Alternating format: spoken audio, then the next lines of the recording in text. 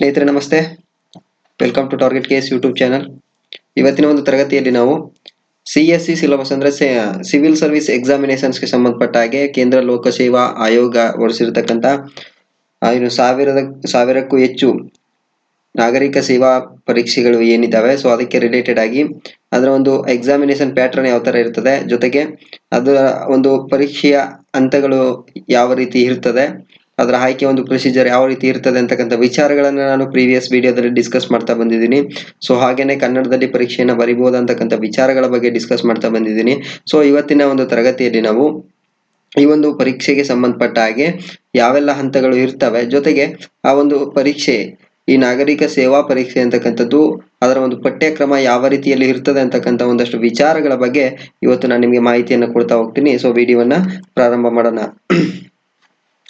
ಮೊದಲಿಗೆ ಈ ಒಂದು ಸಿವಿಲ್ ಸರ್ವಿಸ್ ಎಕ್ಸಾಮಿನೇಷನ್ಸ್ ಅಂತಕ್ಕಂಥದ್ದು ನಿಮಗೆ ಗೊತ್ತಿರಬೇಕು, ಕೇಂದ್ರ ಲೋಕಸೇವಾ ಆಯೋಗ ಯೂನಿಯನ್ ಪಬ್ಲಿಕ್ ಸರ್ವಿಸ್ ಕಮಿಷನ್ ಏನಿದೆ ಇದು ನೋಟಿಫಿಕೇಶನ್ ಅನ್ನ ಹೊರಡಿಸ್ತಕ್ಕಂಥ ಒಂದು ಎಕ್ಸಾಮಿನೇಷನ್ ಆಗಿರ್ತದೆ.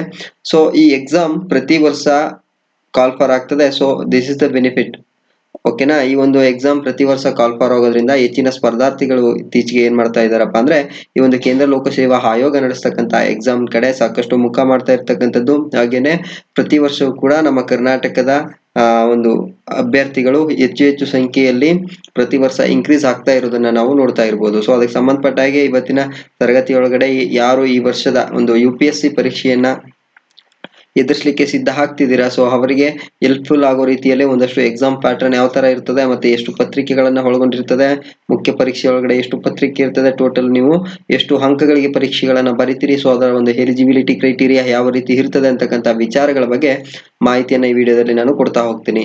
ಮೊದಲಿಗೆ ಸ್ಕೀಮ್ ಆಫ್ ಸಬ್ಜೆಕ್ಟ್ಸ್ ಬಗ್ಗೆ ತಿಳ್ಕೊಳ್ತಾ ಹೋಗೋಣ. ಹಾಗೇನೆ ಯಾವ ರೀತಿ ಒಂದು ಎಕ್ಸಾಮಿನೇಷನ್ ಪ್ಯಾಟರ್ನ್ ಇರ್ತದೆ, ಅದರಲ್ಲಿ ಪ್ರಿಲಿಮಿನರಿ ಮತ್ತೆ ಮೇನ್ಸ್ ಎಕ್ಸಾಮ್ ಒಳಗಡೆ ಯಾವ ರೀತಿ ಎಕ್ಸಾಮ್ ಪ್ಯಾಟರ್ನ್ ಇರ್ತದೆ ಅಂತಕ್ಕಂಥ ವಿಚಾರದ ಬಗ್ಗೆ ಮೊದಲಿಗೆ ಡಿಸ್ಕಸ್ ಮಾಡ್ಬಿಡೋಣ. ಮೊದಲಿಗೆ ಪ್ರಿಲಿಮಿನರಿ ಎಕ್ಸಾಮಿನೇಷನ್ ಗೆ ಸಂಬಂಧಪಟ್ಟಾಗೆ ನಾವು ನೋಡೋದಾಯ್ತಪ್ಪ ಅಂದ್ರೆ the examination shall comprise of 2 compulsory papers of 200 marks each. ಅಂದ್ರೆ ನಿಮ್ಗೆ 2 ಪತ್ರಿಕೆಗಳು ಇರ್ತವೆ. ಸೊ ಆ 2 ಪತ್ರಿಕೆಗಳು 200 ಅಂಕಗಳಿಗೆ, 200 + 200 ಟೋಟಲ್ 400 ಮಾರ್ಕ್ಸ್ ಗೆ ನಿಮ್ಗೆ ಪ್ರಿಲಿಮಿನರಿ ಎಕ್ಸಾಮ್ ನಡೀತದೆ. Both the questions papers will be of the objective type, ಅಂದ್ರೆ ಇಲ್ಲಿ ನಿಮ್ಗೆ ಮಲ್ಟಿಪಲ್ ಚಾಯ್ಸ್ ಕ್ವಶನ್ ಟೈಪ್ ಇರ್ತದೆ, ಇದು ನಿಮ್ಗೆ ಗೊತ್ತಿರಬೇಕು. And each will be of 2 hours duration, ಅಂದ್ರೆ 2 ಗಂಟೆಗಳ ಅವಧಿ ಕಾಲಾವಕಾಶ ನಿಮಗೆ ಈ ಒಂದು ಪರೀಕ್ಷೆಗಳನ್ನ ಎದುರಿಸಲಿಕ್ಕೆ ಇರ್ತದೆ. ಪ್ರತಿಯೊಂದು ಪತ್ರಿಕೆಗೆ 2 ಗಂಟೆಗಳ ಒಂದು ಅವಧಿಯನ್ನ ನಿಗದಿಗೊಳಿಸಲಾಗಿರ್ತದೆ. ಮತ್ತೆ the general studies paper 2 of the civil services preliminary examination will be A qualifying paper with minimum qualifying marks fixed at 33% ಅಂತ ಹೇಳಿದಾನೆ. ಅಂದ್ರೆ ನೀವು ಈ ಒಂದು ಪ್ರಿಲಿಮಿನರಿ ಎಕ್ಸಾಮ್ ನೊಳಗಡೆ ಏನು 2ನೇ ಒಂದು ಪತ್ರಿಕೆಯನ್ನ ಬರೀತೀರಿ, ಆ 2ನೇ ಪತ್ರಿಕೆ 100 ಪ್ರಶ್ನೆಗಳನ್ನ ಒಳಗೊಂಡಿರೋದಿಲ್ಲ, ಬದಲಿಗೆ ಅದು 80 ಪ್ರಶ್ನೆಗಳನ್ನ ಒಳಗೊಂಡಿರ್ತದೆ. ಇದು ನಿಮ್ಗೆ ಗೊತ್ತಿರಬೇಕು, 80 ಪ್ರಶ್ನೆಗಳನ್ನ ಒಳಗೊಂಡಿರ್ತದೆ. ಯಾಕೆಂದ್ರೆ ನಾನು ಸಿವಿಲ್ ಸರ್ವಿಸ್ ಅಂದ್ರೆ ಈ UPSC ಪರೀಕ್ಷೆಯನ್ನ ಅಟೆಂಡ್ ಮಾಡಿರೋದ್ರಿಂದ ಹೇಳ್ತಾ ಇದ್ದೀನಿ. ಸೊ ಅದು 80 ಪ್ರಶ್ನೆಗಳನ್ನ ಒಳಗೊಂಡಿರ್ತದೆ. ಆದ್ರೆ ನಿಮ್ಗೆ ಅಲ್ಲಿ 200 ಮಾರ್ಕ್ಸ್ ಗೆನೆ ಅವರು ಕ್ಯಾಲ್ಕುಲೇಷನ್ ಅನ್ನ ಮಾಡ್ತಾರೆ. ಓಕೆ, ಅದರಲ್ಲಿ ನೀವು ಈ ಒಂದು ಪತ್ರಿಕೆಯೊಳಗಡೆ 2ನೇ ಪತ್ರಿಕೆ ಏನಿದೆ ಇದು ಅರ್ಹತಾ ಪತ್ರಿಕೆ ಆಗಿರ್ತದೆ. ಅಂದ್ರೆ ಈ ಪತ್ರಿಕೆಯಲ್ಲಿ ನೀವು 33% ಅಂಕಗಳನ್ನ ಪಡೆದುಕೊಂಡ್ರೆ ಮಾತ್ರ ನಿಮ್ಮ ಮೊದಲ ಪತ್ರಿಕೆ ಏನ್ ಬರ್ದಿರ್ತೀರಾ ಪ್ರಿಲಿಮ್ಸ್ ಒಳಗಡೆ ಆ ಪತ್ರಿಕೆಯನ್ನ ಅವರು ವ್ಯಾಲ್ಯುವೇಟ್ ಮಾಡ್ತಾರೆ, ಇಲ್ಲ ಅಂದ್ರೆ ಅದನ್ನ ವ್ಯಾಲ್ಯುವೇಷನ್ ಮಾಡಲ್ಲ. ಓಕೆ, ನೀವು 33% ಅಂದ್ರೆ ಈ ಪತ್ರಿಕೆಯಲ್ಲಿ ನೀವು ಸುಮಾರು ಎಷ್ಟು 77 ಅಂಕಗಳನ್ನೇನೋ ತೆಗೆದುಕೊಳ್ಬೇಕಾಗ್ತದೆ. ಸೊ 27 ಅಂಕಗಳನ್ನ ನೀವು ತೆಗೆದುಕೊಂಡ್ರೆ ಈ ಒಂದು 2ನೇ ಪತ್ರಿಕೆ ಏನಿದೆ ಪೇಪರ್ 2 ಇದರಲ್ಲಿ ನೀವು ಕ್ವಾಲಿಫೈ ಆಯ್ತಪ್ಪ ಅಂದ್ರೆ ನಿಮ್ಮ ಮೊದಲನೇ ಒಂದು ಪೇಪರ್ 1 ಪ್ರಿಲಿಮಿನರಿ ಪೇಪರ್ ಏನಿದೆ ಅದನ್ನ ವ್ಯಾಲ್ಯುವೇಷನ್ ಮಾಡ್ತಾ ಹೋಗ್ತಾರೆ. Okay, next the question papers will be set both in Hindi and English. ಅಂದ್ರೆ ಈ ಒಂದು ಪ್ರಿಲಿಮಿನರಿ ಎಕ್ಸಾಮ್ ನ ಕ್ವಶನ್ ಪೇಪರ್ ಏನಿದೆ ಇದು ಇಂಗ್ಲಿಷ್ ಮತ್ತೆ ಹಿಂದಿ ಭಾಷೆಯಲ್ಲಿ ಮುದ್ರಣ ಆಗಿರ್ತದೆ. ಮತ್ತೆ details of the syllabus are initiated in 40 of section. ಅಂದ್ರೆ ಮುಂದೆ ಅದರ ಸಿಲೆಬಸ್ ಯಾವ ರೀತಿ ಇರ್ತದೆ, ಒಂದು ಎಕ್ಸಾಮಿನೇಷನ್ ಪ್ಯಾಟರ್ನ್ ಯಾವ ತರ ಇರ್ತದೆ, ಮತ್ತೆ ಯಾವ ವಿಚಾರಗಳು ಇರ್ತದೆ ಅಂತ ಮುಂದೆ ನಾವು ನೋಡ್ತಾ ಹೋಗೋಣ. ಮೊದಲಿಗೆ ನೆಕ್ಸ್ಟ್ ಈ ಮೇನ್ಸ್ ಎಕ್ಸಾಮಿನೇಷನ್ಗೆ ನಾವು ನೋಡೋದಾಯ್ತಪ್ಪ ಅಂದ್ರೆ the return examination will B consist of the following papers. ಅಂದ್ರೆ ಯಾವ ಯಾವ ಪತ್ರಿಕೆಗಳು ಇರ್ತಾವಪ್ಪ ಅಂತ ನಾವು ನೋಡೋದಾದ್ರೆ ಅಂದ್ರೆ ಮೇನ್ಸ್ ಎಕ್ಸಾಮಿನೇಷನ್ ಒಳಗಡೆ ಅದರಲ್ಲಿ ಕ್ವಾಲಿಫೈಯಿಂಗ್ ಪೇಪರ್ಸ್ ಅಂತ ಹೇಳಿ ನಾವು 2 ಪತ್ರಿಕೆಗಳನ್ನು ನೋಡ್ತೀವಿ. ಇವುಗಳನ್ನು ನಾವು ಕ್ವಾಲಿಫೈಯಿಂಗ್ ಪೇಪರ್ಸ್ ಅಂತ ಕರಿತಾ ಹೋಗ್ತೀವಿ. ಅದು ಯಾವುದು ಅಂದ್ರೆ ಪೇಪರ್ ಎ ಮತ್ತೆ ಪೇಪರ್ ಬಿ ಅಂತ ಹೇಳಿ. ಅಂದ್ರೆ ಒನ್ ಆಫ್ ದ ಅಂದ್ರೆ ಅದರಲ್ಲಿ ಪೇಪರ್ ಎ ಒಳಗಡೆ ನಾವು ನೋಡೋದಾಯ್ತಪ್ಪ ಅಂದ್ರೆ one of the Indian language to be selected by the candidate from the languages included in the eighth schedule to the constitution. ಅಂದ್ರೆ ನಮಗೆ ಈ ಒಂದು 8ನೇ ಅನುಸೂಚಿ ಒಳಗಡೆ ಭಾರತ ಸಂವಿಧಾನದ 8ನೇ ಅನುಸೂಚಿ ಒಳಗಡೆ 22 ಭಾಷೆಗಳು ನಮಗೆ ನೋಡ್ಲಿಕ್ಕೆ ಸಿಗ್ತದೆ. ಆ 22 ಭಾಷೆಯೊಳಗಡೆ ಯಾವ್ದಾದ್ರು ಒಂದು ಭಾಷೆಯನ್ನ ಆಯ್ಕೆ ಮಾಡ್ಕೋಬೇಕು. ಸೊ ಅದಕ್ಕೆ ರಿಲೇಟೆಡ್ ಆಗಿ ಈಗ ನಾವು ಕರ್ನಾಟಕದ ಸ್ಪರ್ಧಾರ್ಥಿಗಳು ಏನ್ ಮಾಡ್ತೀವಿ, ಕನ್ನಡವನ್ನ ಆಯ್ಕೆ ಮಾಡ್ಕೋತೀವಿ. ಸೊ ಕನ್ನಡಕ್ಕೆ ಸಂಬಂಧಪಟ್ಟ ಹಾಗೆ ಕನ್ನಡ ಭಾಷಾ ಇತಿಹಾಸಕ್ಕೆ ಸಂಬಂಧಪಟ್ಟ ಹಾಗೆ ಸೊ ಅಲ್ಲಿ ನಿಮಗೆ ಬೇಸಿಕ್ ಗ್ರಾಮರ್ ರೀತಿಯಲ್ಲಿ ಪ್ರಶ್ನೆಗಳನ್ನ ಕೇಳಿರ್ತಾನೆ. So as it is KS mains ಒಳಗಡೆ ಯಾವ ರೀತಿ ನಿಮಗೆ ಅರ್ಹತಾ ಪತ್ರಿಕೆಗಳನ್ನ ನೀವು ನೋಡ್ತೀವಿ, ಆಸ್ ಇಟ್ ಇಸ್ ಅದೇ ರೀತಿ ಇರುವಂತದ್ದು ಪೇಪರ್ ಎ ಮತ್ತೆ ಪೇಪರ್ ಬಿ ಒಳಗಡೆ ನಿಮಗೆ ಇಂಗ್ಲಿಷ್ ಏನಿದೆ ಇದು ಕೂಡ ಆಸ್ ಇಟ್ ಇಸ್ ನಾನು KS ಮೇನ್ಸ್ ಪತ್ರಿಕೆ 2 ಇಂಗ್ಲಿಷ್ ಏನು ಕ್ವಾಲಿಫೈಯಿಂಗ್ ಪೇಪರ್ ಇದೆ. ಸೊ ಅದು ಯಾವ ರೀತಿ ಸಿಲೆಬಸ್ ಅನ್ನ ಹೊಂದಿರ್ತದೆ, ಸೊ ಆಸ್ ಇಟ್ ಇಸ್ ಅದೇ ರೀತಿ ಇರ್ತದೆ. ಸೊ ಅದನ್ನ ಮುಂದೆ ನೋಡ್ತಾ ಹೋಗೋಣ. ಈ 2 ಪತ್ರಿಕೆಗಳು 300 ಮತ್ತೆ 300 ಅಂಕಗಳನ್ನ ಒಳಗೊಂಡಿರ್ತದೆ. 300 ಮತ್ತೆ 300 ಅಂಕಗಳನ್ನ ಇದು ಒಳಗೊಂಡಿರ್ತದೆ. ಈ 2 ಪತ್ರಿಕೆಗಳಲ್ಲಿ ನೀವು ಕನಿಷ್ಠ ಅಂದ್ರೆ 25% ಗಳನ್ನ ತಗೊಳ್ಳೇಬೇಕು. ಈ 2 ಪತ್ರಿಕೆಗಳನ್ನ ಈ ಕ್ವಾಲಿಫೈಯಿಂಗ್ ಪೇಪರ್ಸ್ ಅಲ್ಲಿ ನೀವು 25% ಮಾರ್ಕ್ಸ್ ಅನ್ನ ತೆಗೆದುಕೊಂಡ್ರೆ ಮಾತ್ರ ಇನ್ನು ಏನು ಮುಂದೆ ನೀವು ಬರಿತಾ ಹೋಗ್ತೀರಿ, ಇನ್ನು ಉಳಿದಿರ್ತಕ್ಕಂಥ ಪೇಪರ್ 1, ಪೇಪರ್ 2, ಪೇಪರ್ 3, ಪೇಪರ್ 4 ಮತ್ತೆ ಪೇಪರ್ 5 ಮತ್ತೆ ಪೇಪರ್ 6 ಮತ್ತೆ ಪೇಪರ್ 7 ಅಂದ್ರೆ ನಿಮ್ಮ ಮುಖ್ಯ ಪರೀಕ್ಷೆಯಲ್ಲಿ ನಿಮ್ಮ ಆಪ್ಷನಲ್ ಪೇಪರ್ಗಳೇನ್ ಬರ್ತವೆ ಅಷ್ಟು ಪತ್ರಿಕೆಗಳನ್ನ ಅವರು ವ್ಯಾಲ್ಯೂಯೇಷನ್ ಮಾಡ್ಬೇಕಪ್ಪ ಅಂದ್ರೆ ನೀವು ಏನ್ ಮಾಡ್ಬೇಕು, ಈ ಒಂದು ಕ್ವಾಲಿಫೈಯಿಂಗ್ ಪೇಪರ್ ಏನಿದೆ ಈ ಕ್ವಾಲಿಫೈಯಿಂಗ್ ಪೇಪರ್ ಅಲ್ಲಿ 2 ಪತ್ರಿಕೆಗಳಲ್ಲಿ ನೀವು 25% ಅಂಕಗಳನ್ನ ತೆಗೆದುಕೊಂಡಿರ್ಬೇಕು. ಓಕೆ, ನೆಕ್ಸ್ಟ್ ಅದನ್ನ ಬಿಟ್ರೆ papers to be counted for merit ಅಂದ್ರೆ ನಿಮ್ಮ ಮೆರಿಟ್ ಲಿಸ್ಟ್ ಅನ್ನ ಅವರು ಸಿದ್ಧಪಡಿಸಬೇಕಾದ್ರೆ ನಿಮ್ಮ ಯಾವ ಯಾವ ಪತ್ರಿಕೆಗಳನ್ನ ಅವರು ಕೌಂಟ್ ಮಾಡ್ತಾರಪ್ಪ ಅಂದ್ರೆ ನಿಮ್ಮ ಮೆರಿಟ್ ಲಿಸ್ಟ್ ಗಾಗಿ ಪೇಪರ್ 1 ಅದು ಎಸ್ಎ ರೂಪದಲ್ಲಿ ಇರ್ತದೆ, ಅಂದ್ರೆ ಪ್ರಬಂಧ ಅಂತ ಹೇಳ್ತಾ ಹೋಗ್ತೀವಲ್ಲ. ಸೊ ಪ್ರಬಂಧಕ್ಕೆ ಸಂಬಂಧಪಟ್ಟ ಹಾಗೆ ಪೇಪರ್ 1 ಇರ್ತದೆ. ಸೊ ಅದು 250 ಅಂಕಗಳಿಗೆ ಇರ್ತದೆ. ಮತ್ತೆ ಪೇಪರ್ 2 ಏನಿದೆ ಇದು ಜನರಲ್ ಸ್ಟಡೀಸ್ 1 ಅಂತ ಅಥವಾ GS1 ಅಂತ ಕರಿತಾ ಹೋಗ್ತೀವಿ. ಇದು ಕೂಡ 250 ಅಂಕಗಳಿಗೆ ನೀವು ಎಕ್ಸಾಮ್ ಅನ್ನ ಬರಿಬೇಕಾಗ್ತದೆ. ನೆಕ್ಸ್ಟ್ ಜನರಲ್ ಸ್ಟಡೀಸ್ 1 ಒಳಗಡೆ ನಿಮಗೆ ಯಾವ ಒಂದು ವಿಷಯ ನೋಡ್ಲಿಕ್ಕೆ ಸಿಗ್ತದಪ್ಪ ಅಂದ್ರೆ ಇಂಡಿಯನ್ ಹೆರಿಟೇಜ್ ಅಂಡ್ ಕಲ್ಚರ್ ಗೆ ಸಂಬಂಧಪಟ್ಟ ಹಾಗೇನೆ history and geography of the world and society. ಹಾಗೇನೆ ಪೇಪರ್ 3 ಒಳಗಡೆ ಜನರಲ್ ಸ್ಟಡೀಸ್ ಪೇಪರ್ 2 ಅಂತ ಕರಿತಾ ಹೋಗ್ತೀವಿ. ಇದನ್ನ ನಾವು ಏನಂತ ಜನರಲ್ ಸ್ಟಡೀಸ್ 2 ಅಂತ ಕರಿತಾ ಹೋಗ್ತೀವಿ. ಈ ಪತ್ರಿಕೆನೂ ಕೂಡ 250 ಅಂಕಗಳಿಗೆ ಇರ್ತದೆ. ಇದರೊಳಗಡೆ governance, constitution, polity, social justice and international relations ಗೆ ಸಂಬಂಧಪಟ್ಟ ಹಾಗೆ ಪ್ರಶ್ನೆಗಳು ಇರ್ತವೆ. ಮತ್ತೆ ಪೇಪರ್ 4 ಇದನ್ನ ಜನರಲ್ ಸ್ಟಡೀಸ್ 3 ಅಥವಾ GS3 ಅಂತ ಕರಿತಾ ಹೋಗ್ತೀವಿ. ಇದು ಕೂಡ 250 ಮಾರ್ಕ್ಸ್ ಗೆ ಇರ್ತದೆ. ಸೊ ಇದು technology, economics, development, biodiversity, environment, security and disaster management ಗೆ ರಿಲೇಟೆಡ್ ಆಗಿ ಕ್ವಶನ್ ಅನ್ನ ರೈಸ್ ಮಾಡಿರ್ತಾನೆ. ಓಕೆ, ನೆಕ್ಸ್ಟ್ ಪೇಪರ್ 5 ಅಥವಾ GS4 ಅಂತ ಕರಿತಾ ಹೋಗ್ತೀವಿ ಈ ಪತ್ರಿಕೆಯನ್ನ.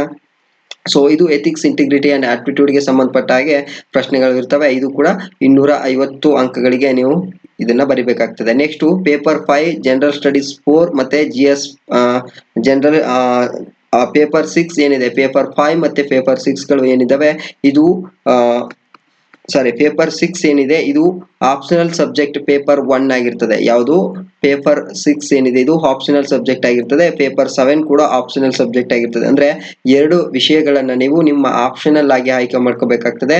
ಬೋತ್ ಪೇಪರ್ಸ್ 250 ಮಾರ್ಕ್ಸ್ ಗೆ ಫಿಕ್ಸ್ ಆಗಿರ್ತವೆ. ಓಕೆ, 250 ಅಂಕಗಳಿಗೆ ನೀವು ಈ ಒಂದು 2 ಪತ್ರಿಕೆಗಳನ್ನ ಬರಿತಾ ಹೋಗ್ತೀರಿ. ಅಂದ್ರೆ ಎಲ್ಲಾ ಪತ್ರಿಕೆಗಳು ಕೂಡ 250 ಅಂಕಗಳನ್ನ ಒಳಗೊಂಡಿರ್ತದೆ. ಇದರಲ್ಲಿ ನೀವು ಕನಿಷ್ಠ ಇಷ್ಟೇ ತೆಗಿಬೇಕು ಅಂತ ಇಲ್ಲ. ಕ್ವಾಲಿಫೈಯಿಂಗ್ ಪೇಪರ್ ಅಲ್ಲಿ ಮಾತ್ರ ನೀವು 25% ಮಾರ್ಕ್ಸ್ ಅನ್ನ ತೆಗಿಲೇಬೇಕು. ಅದನ್ನ ಬಿಟ್ರೆ ಈ ಎಲ್ಲಾ ಪತ್ರಿಕೆಗಳಲ್ಲಿ ನೀವು ಎಷ್ಟು ಅಂಕಗಳನ್ನ ಬೇಕಾದ್ರೂ ತೆಗಿಬಹುದು. ಔಟ್ ಮಾಡ್ತೀನಿ ಅಂದ್ರೂ ಕೂಡ you are base. Okay, next total ನಾವು ಎಷ್ಟು ಸಬ್ಜೆಕ್ಟ್ ಈ ಒಂದು ಎಲ್ಲಾ ಸಬ್ಜೆಕ್ಟ್ ಗಳಿಂದ ನಾವು ಎಷ್ಟು ಅಂಕಗಳಿಗೆ ಒಂದು ಎಕ್ಸಾಮ್ ಅನ್ನ ಬರಿತೀವಪ್ಪ ಅಂದ್ರೆ 1750 ಅಂಕಗಳಿಗೆ ಮುಖ್ಯ ಪರೀಕ್ಷೆಯನ್ನ ನಾವು ಬರಿತಾ ಹೋಗ್ತೀವಿ. ಎಷ್ಟು 1750 ಮುಖ್ಯ ಪರೀಕ್ಷೆಗಳಿಗೆ. ನೆಕ್ಸ್ಟ್ ಅದರಲ್ಲಿ ನಮಗೆ 3ನೇ ಹಂತ ಒಂದು ನೋಡ್ಲಿಕ್ಕೆ ಸಿಗ್ತದೆ, ಪ್ರಿಲಿಮಿನರಿ. ಮತ್ತೆ ಮುಖ್ಯ ಪರೀಕ್ಷೆಯನ್ನ ನಾವು ಕಂಪ್ಲೀಟ್ ಮಾಡಿದ್ಮೇಲೆ 3ನೇ ಹಂತ ಪರ್ಸನಾಲಿಟಿ ಟೆಸ್ಟ್ ಅಥವಾ ನಾವು ಅದನ್ನ ಇಂಟರ್ವ್ಯೂ ಅಂತಾನು ಕರಿತಾ ಹೋಗ್ತೀವಿ. ಸೊ ಈ ಪರ್ಸನಾಲಿಟಿ ಟೆಸ್ಟ್ ಎಷ್ಟು ಅಂಕಗಳಿಗೆ ನಡೀತದಪ್ಪ ಅಂದ್ರೆ 275 ಅಂಕಗಳಿಗೆ ಒಂದು ಪರ್ಸನಾಲಿಟಿ ಟೆಸ್ಟ್ ಅನ್ನು ನಡೆದು ಟೋಟಲ್ ಆಗಿ 2025 ಅಂಕಗಳಿಗೆ ನೀವು ಈ UPSC ಎಕ್ಸಾಮ್ ಅನ್ನ ಬರೀತೀರಾ. Okay, union public service commission ನಡೆಸ್ತಕ್ಕಂಥ CSC ಎಕ್ಸಾಮ್ ಅನ್ನ ಟೋಟಲ್ 2025 ಮಾರ್ಕ್ಸ್ಗೆ ಬರೀತೀರಾ. ಈ ಒಂದು ಎಕ್ಸಾಮಿನೇಷನ್ ಏನಿದೆ ಪೂರ್ತಿ 1 ವರ್ಷದ ಪ್ರೊಸೀಜರ್ ಆಗಿರ್ತದೆ.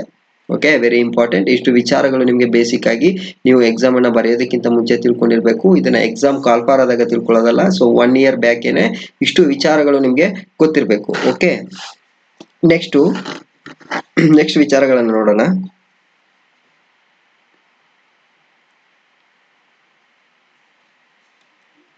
Okay,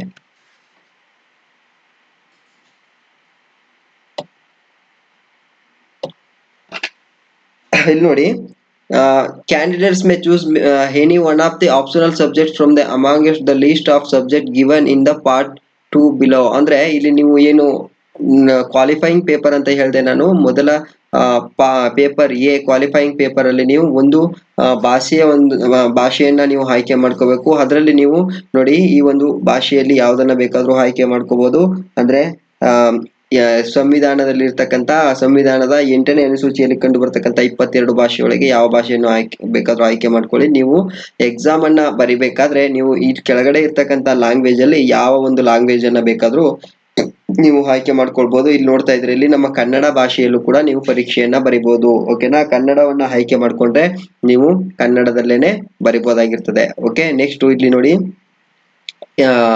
25 marks in Indian language, 25 marks in English as minimum qualifying standards in this qualifying papers. ಅಂದ್ರೆ ಪೇಪರ್ ಎ ಪೇಪರ್ ಬಿ ಒಳಗಡೆ ನೀವು 25% ಮಾರ್ಕ್ಸ್ ಅನ್ನ ತೆಗೆದ್ರೆ ಮಾತ್ರ ನೀವು ಉಳಿದ ಪತ್ರಿಕೆಗಳನ್ನ ವ್ಯಾಲ್ಯೂಯೇಷನ್ ಮಾಡ್ಲಿಕ್ಕೆ ನೀವು ಎಲಿಜಿಬಲ್ ಆಗ್ತೀರಾ, ಇಲ್ಲಾಂದ್ರೆ ನೀವು ಎಲಿಜಿಬಲ್ ಆಗೋದಿಲ್ಲ ಅಂತಕ್ಕಂಥ ವಿಚಾರವನ್ನ ಅವರು ಇಲ್ಲಿ ಹೇಳ್ತಾ ಹೋಗ್ತಾರೆ. ಓಕೆ, ನೆಕ್ಸ್ಟ್ ಇಲ್ಲಿ ನೋಡಿ,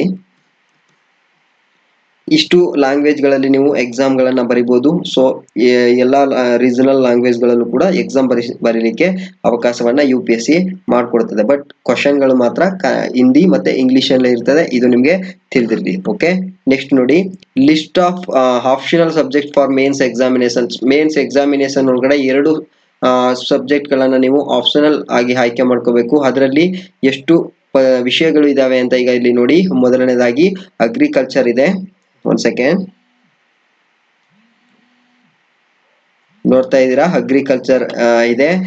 ನೆಕ್ಸ್ಟ್ ಅಗ್ರಿಕಲ್ಚರ್ ಬಿಟ್ರೆ animal and husbandry and veterinary science ಗೆ ಸಂಬಂಧಪಟ್ಟ ಹಾಗೆ ಆಪ್ಷನಲ್ ಅನ್ನ ನೋಡ್ತೀರಾ. ಮತ್ತೆ ಆಂಥ್ರೋಪಾಲಜಿ ಮತ್ತೆ botany, chemistry, civil engineering, commerce and accountancy, economics, electrical engineering, geography, geology, history, law, management, mathematics, mechanical engineering, medical science, philosophy, physics, political science and international relations, psychology, public administration, sociology, statistics ಮತ್ತೆ ಝೂಲಜಿ ಅಂತ ಕರೀತಾ ಹೋಗ್ತೀನಿ. Next literature of any one of the following languages. ಅಂದ್ರೆ ಕೆಳಗಿನ ಭಾಷೆಗಳಲ್ಲಿ ಯಾವುದಾದ್ರೂ ಅದರ ಸಾಹಿತ್ಯ ಚರಿತ್ರೆಗೆ ಸಂಬಂಧಪಟ್ಟ ಹಾಗೆ ನೀವು ಅಸ್ಸಾಮಿ ಸಾಹಿತ್ಯ ಚರಿತ್ರೆಯನ್ನ ಬರಿತೀನಿ ಅಂದ್ರೆ ಅದನ್ನ ಆಯ್ಕೆ ಮಾಡ್ಕೋಬಹುದು. ನಮ್ಮ ಕನ್ನಡ ಸಾಹಿತ್ಯ ಚರಿತ್ರೆಯನ್ನ ಓದ್ತೀವಿ ಬರಿತೀವಿ ಅಂದ್ರೆ ನೀವು ಅದನ್ನ ಕೂಡ ಆಪ್ಷನಲ್ ಆಗಿ ಆಯ್ಕೆಯನ್ನ ಮಾಡ್ಕೊಳ್ಬಹುದು. ಓಕೆನಾ, ಸೊ ಇಷ್ಟು ವಿಚಾರಗಳಲ್ಲಿ ನೀವು 2 ವಿಷಯಗಳನ್ನ ನೀವು ಆಪ್ಷನಲ್ ಆಗಿ ಆಯ್ಕೆ ಮಾಡ್ಕೋಬೇಕಾಗ್ತದೆ. ಓಕೆ, ನೆಕ್ಸ್ಟ್ ಇಲ್ಲಿ ಪ್ರಮುಖವಾಗಿ ಅವರು ಒಂದು ವಿಚಾರವನ್ನ ಕೊಟ್ಟಿದ್ದಾರೆ.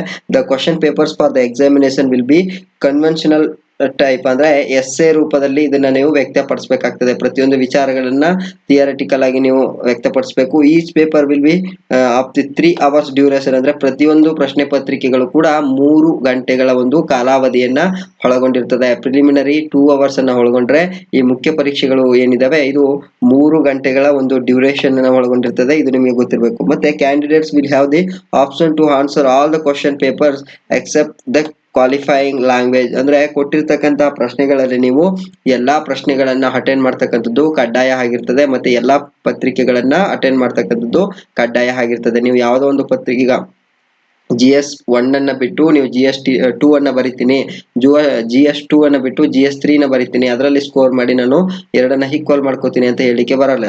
ಓಕೆ, ನೀವು ಒಂದು ಮುಖ್ಯ ಪರೀಕ್ಷೆ ಒಳಗಡೆ ಒಂದು ಪತ್ರಿಕೆಯಲ್ಲಿ ನೀವು ಆಬ್ಸೆಂಟ್ ಆದ್ರೂ ಕೂಡ ಎಲ್ಲ ಒಂದು ಪತ್ರಿಕೆಯಲ್ಲಿ ನೀವು ಆಬ್ಸೆಂಟ್ ಅಂತ ಹೇಳಿ ನಿಮ್ಮ ಏನು ಅದರಿಂದ ಡಿಸ್ಕ್ವಾಲಿಫೈ ಮಾಡ್ತಾರೆ. ಓಕೆ, ನೆಕ್ಸ್ಟ್ ಈ ಪ್ರಿಲಿಮಿನರಿ ಮತ್ತೆ ಮುಖ್ಯ ಪರೀಕ್ಷೆಯನ್ನ ಮುಗಿಸ್ಕೊಂಡ ನಂತರ ನೀವು ಪರ್ಸನಾಲಿಟಿ ಟೆಸ್ಟ್ ಅಥವಾ ಇಂಟರ್ವ್ಯೂ ಟೆಸ್ಟ್ ಅಂತ ಕರಿತಾ ಹೋಗ್ತೀವಿ. ಇದಕ್ಕೆ ಎಲಿಜಿಬಲ್ ಆಗ್ತೀರಾ. ಸೊ ಈ ಒಂದು ಟೆಸ್ಟ್ ಒಳಗಡೆ ನಿಮ್ಗೆ ಏನೆಲ್ಲ ವಿಚಾರಗಳ ಬಗ್ಗೆ ಪ್ರಶ್ನೆಯನ್ನ ಕೇಳ್ತಾರೆ ಅಂದ್ರೆ, ಆಕ್ಚುಯಲ್ ಆಗಿ ಈ ಒಂದು ಪರ್ಸನಾಲಿಟಿ ಟೆಸ್ಟ್ ಅಲ್ಲಿ ನಿಮ್ಗೆ ಯಾವುದೇ ರೀತಿ ಪ್ರಶ್ನೆಗಳನ್ನ ಮತ್ತೆ ಆ ರೀತಿ ಏನ್ ಕೇಳಲಿಕ್ಕೆ ಹೋಗೋದಿಲ್ಲ. ಏನು ಈ ಒಂದು ಪರ್ಸನಾಲಿಟಿ ಟೆಸ್ಟ್ ಒಳಗಡೆ ಈಗಾಗಲೇ ಸಾಕಷ್ಟು ಈ ಒಂದು UPSC ಪರ್ಸನಾಲಿಟಿ ಟೆಸ್ಟ್ ಅನ್ನ ಕೊಟ್ಟು ಬಂದಿರತಕ್ಕಂಥವರ ಸಾಕಷ್ಟು ಇಂಟರ್ವ್ಯೂ ವಿಡಿಯೋಗಳನ್ನ ನಾನು ನೋಡಿದ್ದೀನಿ. ಸೊ ಅದರ ಒಂದು ಅನುಭವದಲ್ಲಿ ನಾನು ಹೇಳೋದಾಯ್ತಪ್ಪ ಅಂದ್ರೆ, ಅಲ್ಲಿ ಸಾಮಾನ್ಯವಾಗಿ ನೀವು UPSCಗೆ ಹೋಗ್ಬೇಕಾದ್ರೆ ಒಂದು ಫೈಲ್ ರೀತಿಯಲ್ಲಿ ತೆಗೆದುಕೊಂಡು ಹೋಗಿರ್ತೀರ. ಅಂದ್ರೆ ಅದರಲ್ಲಿ ನಿಮ್ಮ ಬಯೋಡಾಟಾಗಳು ಇರ್ತವೆ, ಮತ್ತೆ ನಿಮಗೆ ಐಚ್ಛಿಕವಾದ ವಿಚಾರಗಳ ಬಗ್ಗೆ ನೀವು ಅಲ್ಲಿ ಮೆನ್ಷನ್ ಮಾಡಿರ್ತೀರಾ, ನಿಮ್ಮ ಶೈಕ್ಷಣಿಕ ಹಿನ್ನೆಲೆಯ ಬಗ್ಗೆ ಮತ್ತೆ ನಿಮ್ಮ ಊರಿನ ಹಿನ್ನೆಲೆಗಳ ಬಗ್ಗೆ ಅಲ್ಲಿ ಸಾಕಷ್ಟು ಮಾಹಿತಿಗಳು ಇರ್ತದೆ. ಸೊ ಅದಕ್ಕೆ ರಿಲೇಟೆಡ್ ಆಗಿ ಪ್ರಶ್ನೆಗಳನ್ನ ಕೇಳ್ತಾರೆ. ಮತ್ತೆ ಪ್ರಸ್ತುತ ಒಂದು ಸಮಾಜದಲ್ಲಿ ಇರ್ತಕ್ಕಂಥ ಒಂದು ವ್ಯವಸ್ಥೆಯ ಬಗ್ಗೆ ನಿಮ್ಮಲ್ಲಿ ಪ್ರಶ್ನೆಗಳನ್ನ ಕೇಳ್ತಾರೆ. ಜೊತೆಗೆ ನೀವು ಎಷ್ಟರ ಮಟ್ಟಿಗೆ ಒತ್ತಡವನ್ನ ನಿಭಾಯಿಸಿ ಸಮಸ್ಯೆಗಳನ್ನ ಪರಿಹಾರ ಮಾಡ್ತೀರಾ ಅಂತಕ್ಕಂಥ ವಿಚಾರಗಳ ಬಗ್ಗೆ ಅಲ್ಲಿ ಪ್ರಶ್ನೆಗಳನ್ನ ಕೇಳ್ತಾ ಹೋಗ್ತಾರೆ. ಸೊ ಇದು ಕೇವಲ ನಿಮ್ಮನ್ನ ಪ್ರಶ್ನೆಯನ್ನ ಕೇಳೋದಲ್ಲ, ಇಲ್ಲಿ ನಿಮ್ಮ ಪರ್ಸನಾಲಿಟಿಯನ್ನ ಟೆಸ್ಟ್ ಮಾಡ್ತಾರೆ ಅವರು. ನೀವು ಎಷ್ಟರ ಮಟ್ಟಿಗೆ ಓರ್ವ ಅಧಿಕಾರಿಯಾಗಿ ನೀವು ಸಮಾಜದಲ್ಲಿ ಉತ್ತಮವಾದ ಆಡಳಿತವನ್ನ ನಡೆಸಲಿಕ್ಕೆ ಎಲಿಜಿಬಲ್ ಇದ್ದೀರಿ ಅಂತಕ್ಕಂಥ ವಿಚಾರವನ್ನ ಅವರು ನೋಡ್ಲಿಕ್ಕೆ ಈ ಒಂದು ಪರ್ಸನಾಲಿಟಿ ಟೆಸ್ಟ್ ಅನ್ನ ಮಾಡ್ತಾರೆ. ಇದು ನಿಮ್ಗೆ ನೆನಪಿರ್ಬೇಕು. Okay, next syllabus for the examination ಅಂದ್ರೆ ಸಿಲಬಸ್ ಯಾವ ರೀತಿ ಇರ್ತದೆ. ಈಗ ಸಿಲಬಸ್ಗೆ ಬಂದ್ವಿ. ಈ ಸಿಲಬಸ್ ಯಾವ ರೀತಿ ಇರ್ತದೆ, ಪ್ರಿಲಿಮಿನರಿ ಮತ್ತೆ ಮೇನ್ಸ್ಗೆ ಸಂಬಂಧಪಟ್ಟಾಗೆ ಯಾವ ರೀತಿ ಇರ್ತದಪ್ಪ ಅಂದ್ರೆ, ಪಾರ್ಟ್ ಎ ಏನಿದೆ ಪ್ರಿಲಿಮಿನರಿ ಎಕ್ಸಾಮಿನೇಷನ್ 2 hours ಡ್ಯೂರೇಷನ್ ಆಗಿರ್ತದೆ. ಸೊ ಇದು ಪೇಪರ್ 1 200 ಮಾರ್ಕ್ಸ್ ಇರ್ತದೆ. ಸೊ ಈ ಒಂದು ಪೇಪರ್ 1 ಒಳಗಡೆ ಯಾವ್ದೆಲ್ಲ ಇರ್ತದೆ ಅಂದ್ರೆ, ಪ್ರಿಲಿಮಿನರಿ ಒಳಗೆ ಕರೆಂಟ್ ಅಫೇರ್ಸ್ ಅಲ್ಲಿ ನ್ಯಾಷನಲ್ ಅಂಡ್ ಇಂಟರ್ನ್ಯಾಷನಲ್ ರಿಲೇಟೆಡ್ಸ್ಗೆ ಇಂಪಾರ್ಟೆನ್ಸ್ ಆಗಿರ್ತಕ್ಕಂಥ ಪ್ರಶ್ನೆಗಳು ರೈಸ್ ಆಗ್ತವೆ. ಸೊ ನಾವು KPSC ಅಂದ್ರೆ ಸ್ಟೇಟ್ PSC ಎಕ್ಸಾಮ್ಗಳಾದ್ರೆ ನಮ್ಮ ರಾಜ್ಯದ ಪ್ರಮುಖ ವಿಚಾರಗಳನ್ನ ಅಂದ್ರೆ ಪ್ರಚಲಿತ ಘಟನೆಗಳಿಗೆ ಸಂಬಂಧಪಟ್ಟ ಹಾಗೆ ಮಾಹಿತಿಯನ್ನ ತಿಳ್ಕೋಬೇಕು. ಆದ್ರೆ ಇಲ್ಲಿ ನಮ್ಮ ಪ್ರತಿಯೊಂದು ರಾಜ್ಯದ ಅಂದ್ರೆ ನಮ್ಮ ದೇಶದ ಪ್ರತಿಯೊಂದು ರಾಜ್ಯದ ಇಂಪಾರ್ಟೆಂಟ್ ಕರೆಂಟ್ ಅಫೇರ್ಸ್ ಗಳನ್ನ ನಾವು ತಿಳ್ಕೋಬೇಕು. ಓಕೆ, ನಾವು ಬರಿತಾ ಇರತಕ್ಕಂಥದ್ದು ಕೇಂದ್ರ ಲೋಕಸೇವಾ ಆಯೋಗ ನಡೆಸತಕ್ಕಂಥ ಎಕ್ಸಾಮ್ ಅಂತಕ್ಕಂಥದ್ದು ನಮ್ಗೆ ನೆನಪಿರ್ಬೇಕು. Next history of India and Indian national movement, ಹಾಗೇನೆ Indian and world geography, physical social economic geography of the India and the world ಅಂದ್ರೆ ನಮ್ಮ ಭಾರತ ಮತ್ತೆ ವರ್ಲ್ಡ್ ಜಿಯೋಗ್ರಫಿಯ ಬಗ್ಗೆ, ಫಿಸಿಕಲ್ ಜಿಯೋಗ್ರಫಿ, ಸೋಷಿಯಲ್ ಮತ್ತೆ ಎಕನಾಮಿಕ್ ಜಿಯೋಗ್ರಫಿ, ಈ ಎಲ್ಲಾ ವಿಚಾರಗಳು ನಿಮ್ಗೆ ಪರ್ಫೆಕ್ಟ್ ಆಗಿ ಗೊತ್ತಿರಬೇಕು. Okay, next Indian polity and governance, constitution, political system, Panchayat Raj, public policy, rights issues, ಇದ್ರ ಬಗ್ಗೆ ನಿಮ್ಗೆ ಮಾಹಿತಿ ಇರಬೇಕು. ಅಂದ್ರೆ ಕರೆಂಟ್ ಅಫೇರ್ಸ್ಗೆ ರಿಲೇಟೆಡ್ ಆಗಿ ನಿಮ್ಮ ತಯಾರಿ ಇರಬೇಕು. Okay, next economic and social development, sustainable development, poverty, inclusion, demographic, social sector ಇನಿಷಿಯೇಟಿವ್ಸ್ಗೆ ಸಂಬಂಧಪಟ್ಟಾಗೆ ಪ್ರಶ್ನೆಗಳು ಇರ್ತವೆ ಈ ಒಂದು ಪತ್ರಿಕೆಯಲ್ಲಿ. Next general issues and environment, ecology, biodiversity and climate change that do not require subject specialization ಅಂದ್ರೆ ನಿಮ್ಗೆ ಕೇವಲ ಸಬ್ಜೆಕ್ಟ್ ಒಳಗಡೆ ಇರ್ತಕ್ಕಂಥ ಅಂದ್ರೆ ನಿಮ್ಗೆ ಪುಸ್ತಕದ ಒಳಗಡೆ ಇರ್ತಕ್ಕಂಥ ಮಾಹಿತಿಯನ್ನ ಇದರಿಂದ ಕೇಳೋದಿಲ್ಲ. ಸೊ ವಿವಿಧ ಏನು ಪ್ರಚಲಿತದಲ್ಲಿ ಏನು ನಡೀತಾ ಇದೆಯೋ ಆ ವಿಚಾರಗಳ ಬಗ್ಗೆ ನಿಮ್ಗೆ ಪ್ರಶ್ನೆಗಳು ಇರ್ತವೆ. ಓಕೆ, ನೆಕ್ಸ್ಟ್ ಜನರಲ್ ಸೈನ್ಸ್ ಇರ್ತದೆ. ಜನರಲ್ ಸೈನ್ಸ್ ಕೂಡ ಪೇಪರ್ 1 ಕವರ್ ಆಗಿರ್ತದೆ. ಓಕೆ, ನೆಕ್ಸ್ಟ್ ಪೇಪರ್ 2 ಅನ್ನ ನೋಡ್ತೀವಿ. ಇದು ಕೂಡ 200 ಮಾರ್ಕ್ಸ್ ಇರ್ತದೆ. 2 hours ಡ್ಯೂರೇಷನ್ ಅನ್ನು ಒಳಗೊಂಡಿರ್ತದೆ. ಇದರಲ್ಲಿ ಕಾಂಪ್ರಿಹೆನ್ಷನ್ ಮತ್ತೆ interpersonal skills including communication skills, ಹಾಗೆ logical reasoning and analytical ability, ಹಾಗೇನೆ decision making and problem solving, general mental ability, basic numeracy ಅಂದ್ರೆ numbers of their relations, orders of magnitude et cetera, ಇವೆಲ್ಲವೂ ಕೂಡ class 10th level ಆಗಿರ್ತದೆ. ಅಂದ್ರೆ 10ನೇ ತರಗತಿ ಮಟ್ಟದ ನ್ಯೂಮ್ಯಾರಿಕ್ ಕ್ವಶನ್ಗಳು ಈ ಒಂದು ಮೆಂಟಲ್ ಎಬಿಲಿಟಿ ಪ್ರಶ್ನೆ ಪತ್ರಿಕೆ ಒಳಗಡೆ ಇರ್ತವೆ. ಸೊ ಇದು ಬಹಳ ಸರಳವಾಗಿರ್ತದೆ. ಆದ್ರೆ ಎಲ್ಲವೂ ಇಂಗ್ಲಿಷ್ ಮತ್ತೆ ಹಿಂದಿಯಲ್ಲಿ ಇರೋದ್ರಿಂದ ನಾವು ಕನ್ನಡದ ಸ್ಪರ್ಧಾರ್ಥಿಗಳಿಗೆ ಸ್ವಲ್ಪ ಕಷ್ಟ ಆಗ್ತದೆ. ಅಂದ್ರೆ ಬೇಸಿಕ್ ಇಂಗ್ಲಿಷ್ ಗೊತ್ತಿದ್ರೆ ಏನ್ ಕಷ್ಟ ಆಗ್ಲಿಕ್ಕಿಲ್ಲ. ಬಟ್ ಏನಪ್ಪಾ ಅಂದ್ರೆ ಸ್ವಲ್ಪ ಪ್ರಶ್ನೆಗಳು ನಮ್ಮ KS ಪ್ರಶ್ನೆ ಪತ್ರಿಕೆ ಕನ್ನಡದಲ್ಲೇ ಇದ್ರೂ ಕೂಡ ನಾವು ಮಾಡ್ತೀವಿ. ಸೊ ಇದು ಇಂಗ್ಲಿಷ್ ಅಲ್ಲಿ ಇರೋದ್ರಿಂದ ಸ್ವಲ್ಪ ಬೇಸಿಕ್ ಇಂಗ್ಲಿಷ್ ಕಲ್ತಿದ್ರೆ ನಮ್ಮ KPSC ನಡೆಸ್ತಕ್ಕಂತ ಮೆಂಟಲ್ ಎಬಿಲಿಟಿ ಪ್ರಶ್ನೆಗಳಿಗೆ ಹೋಲಿಕೆಯನ್ನ ಮಾಡ್ಕೊಂಡ್ರೆ ಈ UPSC ನಡೆಸ್ತಕ್ಕಂತ ಈ ಒಂದು ಪ್ರಶ್ನೆಗಳು 2ನೇ ಪತ್ರಿಕೆಯಲ್ಲಿ ಕೇಳ್ತಕ್ಕಂಥ ಪ್ರಶ್ನೆಗಳು ಸ್ವಲ್ಪ ಸರಳವಾಗಿರ್ತವೆ. ಸ್ವಲ್ಪ ಅರ್ಥ ಮಾಡ್ಕೊಳ್ಬೇಕು ಅಷ್ಟೇ. ಅಂದ್ರೆ ಬೇಸಿಕ್ ಇಂಗ್ಲಿಷ್ ಗೊತ್ತಿದ್ರೆ must be better. Okay, next ಇಲ್ಲಿ ನೋಡಿ ಒಂದಷ್ಟು ಇಂಟ್ರೊಡಕ್ಷನ್ ಅನ್ನು ಕೊಟ್ಟಿದೆ. ಅಂದ್ರೆ ಅದಕ್ಕೆ ಸಂಬಂಧಪಟ್ಟ ಹಾಗೆ paper 2 of the civil service preliminary examination will be A qualifying paper with minimum qualifying marks fixed 33%. Okay, ನಾನು ಹೇಳಿದ್ದಲ್ಲ ಮೊದಲನೇ. ನೆಕ್ಸ್ಟ್ ನೋಟ್ 2 ಅಂದ್ರೆ ಎರಡನೇ ಒಂದು ಇಂಟ್ರೊಡಕ್ಷನ್ ಅನ್ನು ಕೊಟ್ಟಿದ್ದಾನೆ. ಇದ್ರ ಬಗ್ಗೆ ಸಂಬಂಧಪಟ್ಟಾಗ the question will be a multiple choice objective types. ಅಂದ್ರೆ ನೀವು ಥಿಯರಿಟಿಕಲ್ ಆಗಿ ಬರೀತಕ್ಕಂಥ ಅವಶ್ಯಕತೆ ಇಲ್ಲ, ಮಲ್ಟಿಪಲ್ ಚಾಯ್ಸ್ ಟೈಪ್ ಅಲ್ಲಿ, ಆಬ್ಜೆಕ್ಟಿವ್ ಟೈಪ್ ಅಲ್ಲಿ ನಿಮಗೆ ಪ್ರಶ್ನೆಗಳು ಇರ್ತವೆ.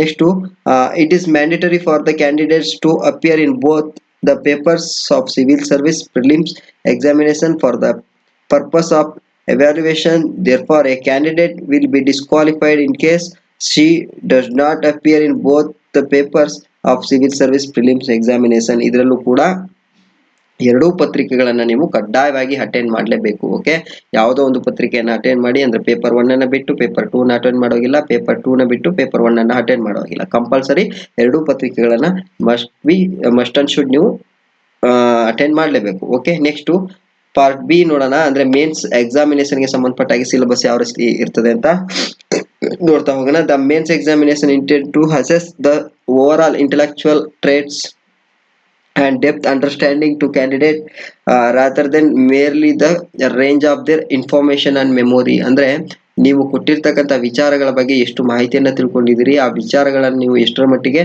ನಿಮ್ಮದೇ ಆದ ರೀತಿಯಲ್ಲಿ ವ್ಯಕ್ತಪಡಿಸ್ತಾ ಇದ್ದೀರಿ, ನಿಮ್ಮ ಒಂದು ಮೆಂಟಾಲಿಟಿ ಯಾವ ರೀತಿ ಸೆಟ್ ಆಗಿದೆ ಅಂತಕ್ಕಂಥ ವಿಚಾರಗಳನ್ನು ತಿಳ್ಕೊಳ್ಳಿಕ್ಕೆ ಏನ್ ಮಾಡ್ತಾರೆ, ಈ ಒಂದು ಮೇನ್ಸ್ ಎಕ್ಸಾಮಿನೇಷನ್ ಒಳಗಡೆ ಥಿಯರಿ ರೂಪದಲ್ಲಿ ನಿಮ್ಗೆ ಪ್ರಶ್ನೆಗಳನ್ನ ಇರ್ತವೆ. ಸೊ ಅದನ್ನ ನೀವು ಥಿಯರಿಟಿಕಲ್ ಆಗಿ ಎಕ್ಸ್ಪ್ಲನೇಷನ್ ಅನ್ನ ಕೊಡಬೇಕು. Okay, qualifying papers of Indian language and English ಅಂದ್ರೆ ಎರಡು ಪೇಪರ್ ಎ ಮತ್ತೆ ಪೇಪರ್ ಬಿ ಏನಿದೆ, ಈ ಕ್ವಾಲಿಫೈಯಿಂಗ್ ಪೇಪರ್ ಗಳಿಗೆ ಸಂಬಂಧಪಟ್ಟ ಹಾಗೆ the aim of the papers to test candidate ability to read and understand serious discursive prose ಅಂತ ಕೇಳಿದಾನೆ. ಅಂದ್ರೆ ನಿಮ್ಗೆ ಈ ಒಂದು ಭಾಷೆಗಳ ಮೇಲೆ ಎಷ್ಟು ಹಿಡಿತ ಇದೆ ಅಂತಕ್ಕಂಥ ವಿಚಾರಗಳನ್ನ ಟೆಸ್ಟ್ ಮಾಡ್ಲಿಕ್ಕೋಸ್ಕರ ಈ ಒಂದು ಪೇಪರ್ಗಳನ್ನ, ಈ ಕ್ವಾಲಿಫೈಯಿಂಗ್ ಪೇಪರ್ಗಳನ್ನ ಇಲ್ಲಿ ಹಾಕಿರುವಂತದ್ದು. Okay, and the express ideas clearly and correctly in English and Indian language concern. ಅಂದ್ರೆ ನೀವು ನಿಮ್ಮ ಭಾವನೆಗಳನ್ನ ಎಕ್ಸ್ಪ್ರೆಸ್ ಮಾಡ್ಲಿಕ್ಕೆ ಎಷ್ಟು ಪರ್ಫೆಕ್ಟ್ ಇದ್ದೀರಿ ಅಂತಕ್ಕಂಥ ವಿಚಾರಗಳನ್ನ ಅವರು ತಿಳ್ಕೊಳ್ಳಿಕ್ಕೆ ಈ ಪೇಪರ್ಗಳನ್ನ ಹಾಕಿರುವಂತದ್ದು. This is also a KS examination, UPSC examinations. Okay, next the pattern of question would be totally broadly as follows. ಅಂದ್ರೆ ಯಾವ ರೀತಿ ಪ್ರಶ್ನೆಗಳನ್ನ ನಿಮಗೆ ಈ ಒಂದು ವಿಭಾಗದಲ್ಲಿ ಪತ್ರಿಕೆಗಳಲ್ಲಿ ಕೇಳಲಾಗಿರ್ತದಪ್ಪ ಅಂದ್ರೆ, ಒಂದನೇದಾಗಿ ಕಾಂಪ್ರಿಹೆನ್ಸಸ್ ಗಿವನ್ ಪ್ಯಾಸೇಜಸ್ ಅಂತ ಅಂದ್ರೆ ಕೊಟ್ಟಿರ್ತಕ್ಕಂಥ ಪ್ಯಾಸೇಜ್ ಅನ್ನ ನೀವು ಗ್ರಹಿಸಿಕೊಂಡು ಅದಕ್ಕೆ ಆನ್ಸರ್ ಅನ್ನ ಮಾಡಬೇಕು. ನೆಕ್ಸ್ಟ್ ಪ್ರೆಸಿಸ್ ರೈಟಿಂಗ್ ಇರ್ತದೆ, ಜೊತೆಗೆ ಯೂಸೇಜ್ ಅಂಡ್ ವೆಕಾಬ್ಯುಲರಿ ಇರ್ತದೆ, ಮತ್ತೆ ಶಾರ್ಟ್ ಎಸ್ಸೇಸ್ ಇರ್ತದೆ. ಓಕೆ, ಇನ್ನು ಇಂಡಿಯನ್ ಲ್ಯಾಂಗ್ವೇಜ್ ಅನ್ನ ನೀವು ಆಯ್ಕೆ ಮಾಡ್ಕೊಂಡ್ರೆ, ಈಗ ನೀವು ಕನ್ನಡವನ್ನ ಆಯ್ಕೆ ಮಾಡ್ಕೊಂಡ್ರೆ next comprehensions of given passages same as it is ಹಾಗೇನೆ ಇರ್ತದೆ. ಪ್ರಿಸೈಸ್ ರೈಟಿಂಗ್ ಇರ್ತದೆ, ಯೂಸೇಜ್ ಅಂಡ್ ವೊಕ್ಯಾಬ್ಯುಲರಿ ಇರ್ತದೆ, ಮತ್ತೆ ಶಾರ್ಟ್ ಎಸ್ಸೇಸ್ ಇರ್ತದೆ. ನೆಕ್ಸ್ಟ್ ಒಂದು ಇದರಲ್ಲಿ ಒಂದು ಬದಲಾವಣೆ ಆಗ್ತದೆ, ಯಾವ್ದಪ್ಪ ಅಂದ್ರೆ translations from English to the Indian language and vice versa ಅಂತ ಹೇಳಿದಾನೆ. ಅಂದ್ರೆ ನೀವು ಕೊಟ್ಟಿರ್ತಕ್ಕಂಥ ಒಂದು ಪ್ಯಾಸೇಜ್ ಅನ್ನು ಕೊಟ್ಟಿರ್ತಾನೆ, ಅದು ಇಂಗ್ಲಿಷ್ ಅಲ್ಲಿ ಇರ್ತದೆ. ನೀವು ಯಾವ ಭಾಷೆಯನ್ನ ಆಯ್ಕೆ ಮಾಡ್ಕೊಂಡಿರ್ತೀರಿ, ಈಗ ಕನ್ನಡವನ್ನ ನಾವು ಆಯ್ಕೆ ಮಾಡ್ಕೊಂಡಿರ್ತೀವಿ, ಸೊ ಆ ಒಂದು ಭಾಷೆಗೆ ಕೊಟ್ಟಿರ್ತಕ್ಕಂಥ ಇಂಗ್ಲಿಷ್ ಪ್ಯಾಸೇಜ್ ಅನ್ನ ನಾವ್ ಏನ್ ಮಾಡ್ಬೇಕಾಗ್ತದೆ, ಕನ್ವರ್ಟ್ ಮಾಡಿ ಬರೀಬೇಕಾಗ್ತದೆ. ಓಕೆ, ಗೊತ್ತಾಯ್ತಲ್ಲ. ಸೊ ಇದು ಯಾವ ರೀತಿ ನೀವು ಎಲಿಜಿಬಲ್ ಆಗ್ತೀರಿ ಈ ಒಂದು ಪತ್ರಿಕೆಯಲ್ಲಿ, ಎಷ್ಟನ್ನ ತಗೋಬೇಕು ಅಂತದನ್ನ ನಾನು ಪ್ರೀವಿಯಸ್ ಅಂದ್ರೆ ಹಿಂದೆನೆ ಹೇಳಿದ್ದೀನಿ. ಓಕೆ, ನೆಕ್ಸ್ಟ್ ಪೇಪರ್ 1 ಯಾವ ರೀತಿ ಇರ್ತದೆ, ಏನೆಲ್ಲ ಸಿಲೆಬಸ್ ಅನ್ನ ಒಳಗೊಂಡಿರ್ತದಪ್ಪ ಅಂದ್ರೆ, candidates may be required to write essay on multiple topics. ಯಾವ್ದಾದ್ರು ಟಾಪಿಕ್ ಅನ್ನು ಅವರು ಕೊಡ್ಬೋದು. They will be expected to keep closely to the subject of the essay, to arrange their ideas on orderly fashion and to write concisely. Credit will be given for effective and exact expression. ಅಂದ್ರೆ ನಿಮಗೆ ಒಂದು ಯಾವ್ದಾದ್ರು ಒಂದು ವಿಚಾರದ ಬಗ್ಗೆ, ಈಗ ಉದಾಹರಣೆಗೆ ಹೇಳೋದಾಯ್ತಪ್ಪ ಅಂದ್ರೆ, ಈಗ ಜಾಗತಿಕ ಮಟ್ಟದಲ್ಲಿ ಈಗ ರಷ್ಯಾ ಯುಕ್ರೇನ್ ನಡುವೆ ಯುದ್ಧವನ್ನ ನಡೀತಿದೆ. ಸೊ ಅದಕ್ಕೆ ರಿಲೇಟೆಡ್ ಆಗಿ ಪ್ರಶ್ನೆಯನ್ನ ಕೇಳ್ಬೋದು. ಈಗ ರಷ್ಯಾ ಯುಕ್ರೇನ್ ಯುದ್ಧದ ಪರಿಣಾಮ ಅಂತ ಪ್ರಶ್ನೆ ಅಂದ್ರೆ ಎಸ್ಸೆ ರೂಪದಲ್ಲಿ ಅಷ್ಟೇ ಕೇಳೋದು. ಈಗ ಎಸ್ಸೆ ರೂಪದಲ್ಲಿ ನೀವು ಅದನ್ನ ವ್ಯಕ್ತಪಡಿಸ್ಬೇಕಪ್ಪ ಅಂದ್ರೆ 1 ಅಥವಾ 2 ಸಾಲಿನಲ್ಲಿ ಅವರು ವಾಕ್ಯವನ್ನು ಕೊಟ್ಟಿರ್ತಾರೆ. ಸೊ ನೀವು ಅದನ್ನ ನಿಮ್ಮದೇ ಆದ ಒಂದು ರೀತಿಯಲ್ಲಿ ಏನ್ ಮಾಡ್ಬೇಕು, ಅದನ್ನ ಎಕ್ಸ್ಪ್ಲೇನ್ ಮಾಡ್ತಾ ಹೋಗ್ಬೇಕು. ಓಕೆ, ಅದನ್ನೇ ಹೇಳೋದು ಪ್ರಬಂಧ ಅಂತ ಹೇಳಿ. ಕೊಟ್ಟಿರ್ತಕ್ಕಂಥ ವಾಕ್ಯದ ವಿಚಾರದ ಬಗ್ಗೆ ನೀವು ಎಷ್ಟನ್ನ ತಿಳ್ಕೊಂಡಿರ್ತೀರ ಅದನ್ನ ಅವ್ರು ಕೊಟ್ಟಿರ್ತಕ್ಕಂಥ ಏನು ಅಂಕಗಳಿಗೆ, ಈಗ 300 ಅಂಕಗಳು ಅಂದಾಗ 300 ಅಂಕಗಳಿಗೆ ಎಷ್ಟು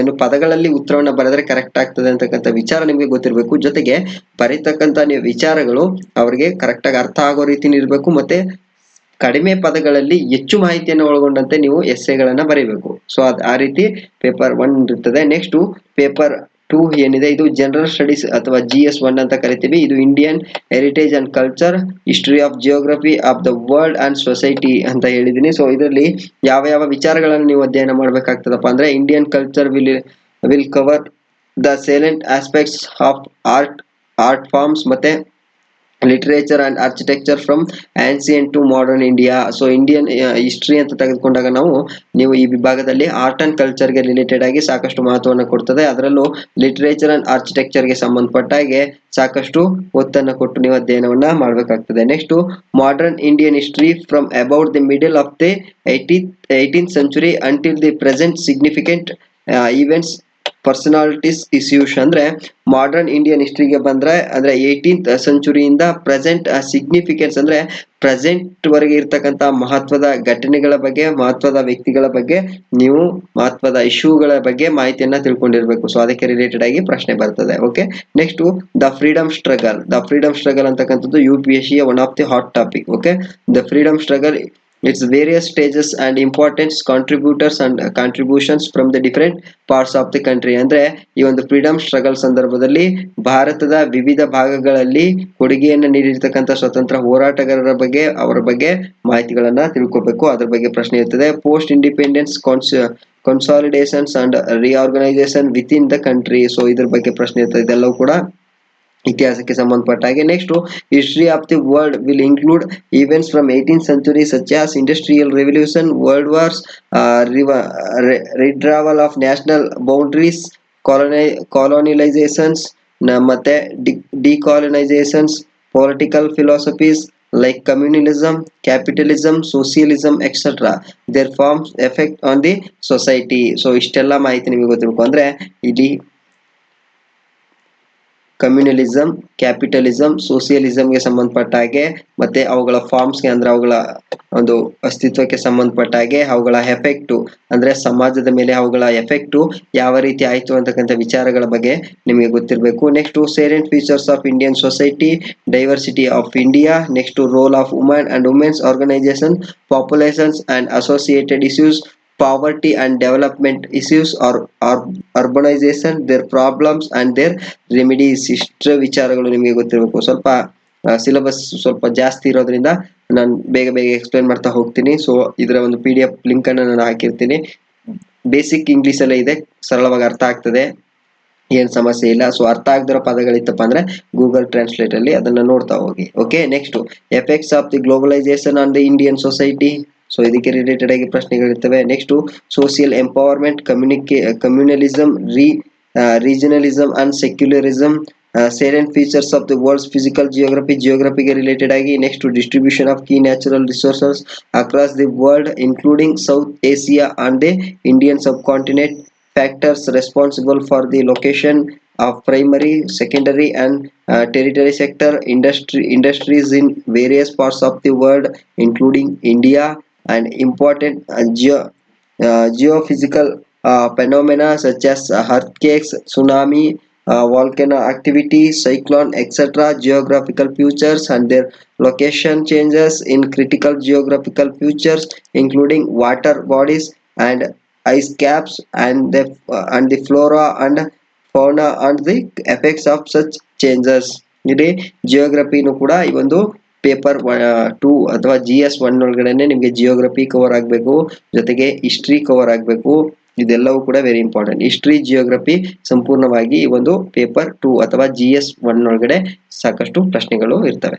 ಸೊ ಇದಕ್ಕೆ ರಿಲೇಟೆಡ್ ಆಗಿ ನೀವು ಪ್ರಿಪೇರ್ ಆಗಬೇಕು. ನೆಕ್ಸ್ಟ್ ಪೇಪರ್ 3 ಬರ್ತದೆ. ಪೇಪರ್ 3 ಒಳಗಡೆ ನಿಮ್ಗೆ ಯಾವ ಯಾವ ವಿಚಾರಗಳು ಸಿಗ್ತಪ್ಪ ಅಂದ್ರೆ governance, constitution, polity, social justice and international relations ಗೆ ಸಂಬಂಧಪಟ್ಟಾಗಿ ಪ್ರಶ್ನೆಗಳಿರ್ತವೆ. ಅದರಲ್ಲಿ ಇಂಡಿಯನ್ ಕಾನ್ಸ್ಟಿಟ್ಯೂಷನ್ ಅಲ್ಲಿ ಹಿಸ್ಟಾರಿಕಲ್ ಅಂಡರ್ಪಿನ್ನಿಂಗ್ಸ್, ಎವಲ್ಯೂಷನ್, ಫ್ಯೂಚರ್ಸ್, ಅಮೆಂಡ್ಮೆಂಟ್ಸ್ ಅಂದ್ರೆ ಬಹಳ ಪ್ರಮುಖವಾದಂತಹ ತಿದ್ದುಪಡಿಗಳು, ಮತ್ತೆ significant provisions and basic structure. Significant ಅಂದ್ರೆ ಮಹತ್ವ ಅಂತ ಹೇಳಿ.